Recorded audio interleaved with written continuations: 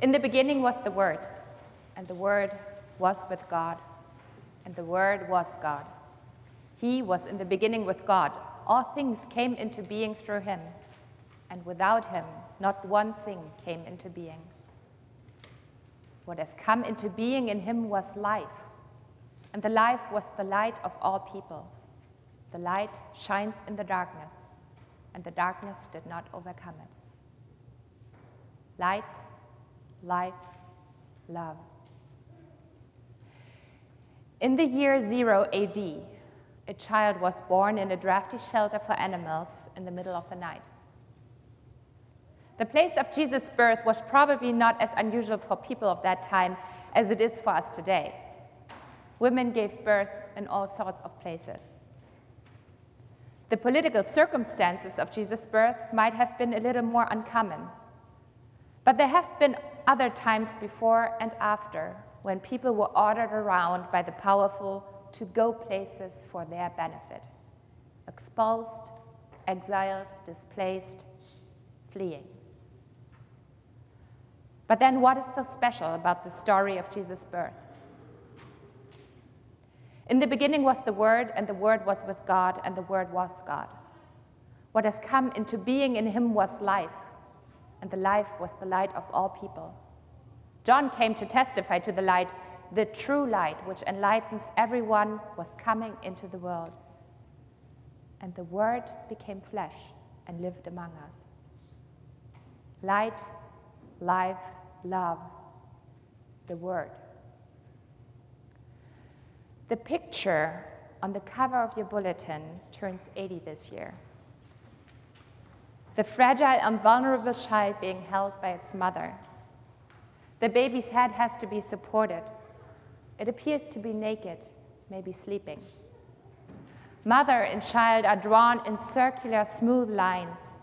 A white shawl seems to cover both, safeguarding them.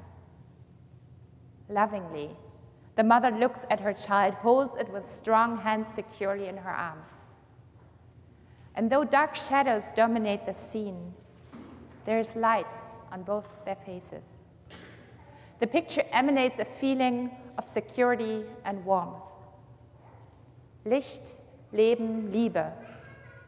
Light, life, love is written in capital letters on the right side. And on the left side, and there could hardly be a starker contrast, it is written 1942, Weihnachten im Kessel, Festung Stalingrad, which translates to 1942, Christmas in the Cauldron, Fortress Stalingrad.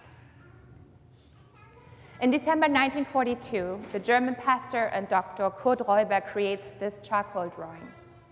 Enclosed with a lot of German troops in Stalingrad by the Red Army, shortly before Christmas 1942, Reuber draws this picture as a symbol of hope and comfort for his fellow soldiers. Take a look at the picture. The baby, being securely held by its mother, speaks to the needs of the soldiers. They long to be held like this, warm and protected, looked at with love. And it reminds them that there is something that they can't find in the war, in the fights between bombs and death. There is light, life and love in this world. And they look at the image of mother and child silently and devoutly for a long time. In the beginning was the Word, and the Word was with God, and the Word was God. What has come into being in him was life, and the life was the light of all people. John came to testify to the light. The true light, which enlightens everyone, was coming into the world. And the Word became flesh and lived among us. The Word, life, light, love. The Stalingrad Madonna, as the picture is called today, was flown out of Kettle in Stalingrad with one of the last machines to leave before the surrender to the Red Army. Today it is displayed in the Kaiser Wilhelm Gedächtniskirche in Berlin. When I look at the picture and I think about the political situation at the time of Jesus' birth, at the raging Second World War 80 years ago, and at the wars and crises in 2022, I don't think a lot has changed. We are still waiting and longing for light, life, and love, for all the world, for peace on earth, for justice, for everyone. And we all need love and care. We all want to be understood and secure.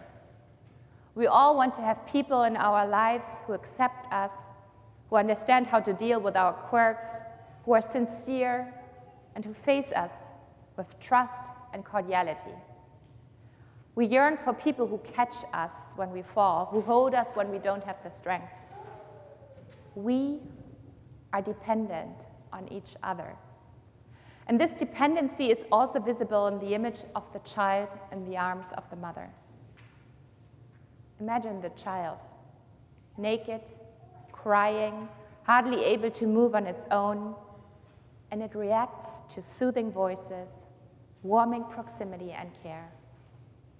Light, life, love. The Word. Like the people in Jesus' times, we wait for a change that happens with a bang, for good power that fights bad powers, for a countervailing power that is strong and battles for peace. Instead, a child is born, a mere babe. God comes as a crying newborn and is dependent on humans and on human love and care. God becomes human, and as God begins a human life, God shows us how we can live together as humans by recognizing the other as a human who is dependent on care, proximity, love, on sympathy and appreciation. And that is how we can experience peace and become carrier of this peace, not ordered from above, from the powerful and those in charge, but growing up from the ground. Starts growing here and there, spreads and continues to grow, spreading light, life, love. And when we realize that each and every one of us here today can be a carrier of the word, of light, life, and love, maybe we will be able, when we argue, scream at or silence each other, misunderstand, criticize, lie to or sue each other, repudiate or ignore, when we are scared, feel hatred, insult, maybe we will be able to see the newborn in the face of the other person, helpless, vulnerable, in need of care, proximity, warmth, understanding, and love. Light, life, love. In the beginning was the Word, and the Word was with God, and the Word was God. What has come into being in him was life, and the life was the light of all people. John came to testify to the light. The true light which enlightens everyone was coming into the world, and the Word became flesh and lived among us. Amen.